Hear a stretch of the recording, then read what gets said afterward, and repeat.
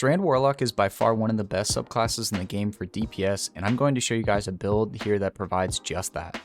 I use this build for day 1 Crota alongside another one of my teammates, which allowed us to 2-phase Earute on day 1. Now before we get into the build, if you do enjoy the content, a like and sub would be greatly appreciated. We are more than halfway to the goal of 1,000 subs before the end of the year.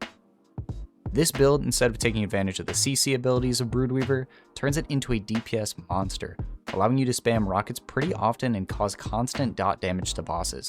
So, how does this work? Well, by using the Fragment Threat of Ascent, which on activating your grenade ability reloads your equipped weapon and grants a bonus to airborne effectiveness and handling for a short duration, allowing you to shoot 2 rockets on Apex and then immediately shoot another one after using your grenade.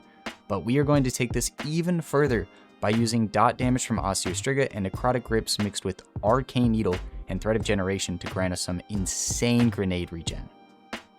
Now, I first want to say that Threat of Ascent does have a 4-second cooldown, so make sure to take advantage of other weapons for damage in the meantime. So, we are going to be using the Grapple Grenade for quick use and its extreme short cooldown. Aspects aren't really that important, but I recommend not using Mind Spun Invocation since it will increase your grenade cooldown. What I'm using is Weaver's Call and the Wanderer. The other fragments for the build are Threat of Generation, so all the dot damage we are using can refund our grenade back quickly, Threat of Evolution to boost our super's damage, and Threat of Warding for Woven Mail because it's some insanely strong damage resist.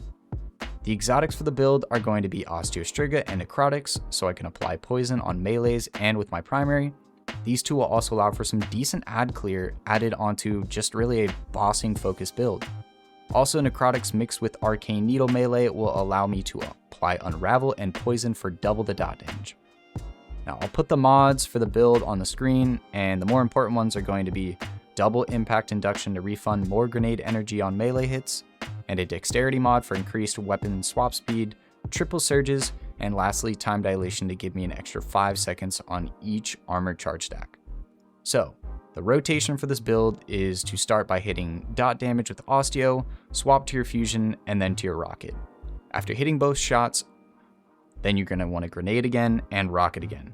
Then pop super, which will give you your grenade back instantly.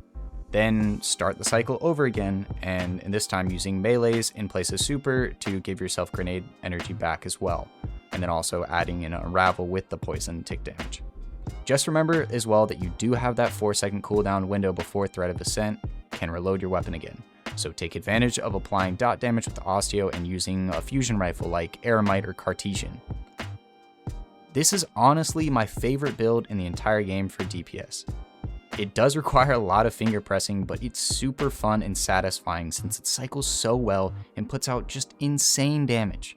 I highly recommend trying this build out in any raid that promotes rocket usage. This will more than likely be the same build that I'll be taking into the day 1 Final Shape raid, barring really any meta changes. Well, I hope you guys enjoyed the video. Thank you guys so much for all the support on the channel so far. It really makes me happy to see how many people enjoy the builds as much as I do.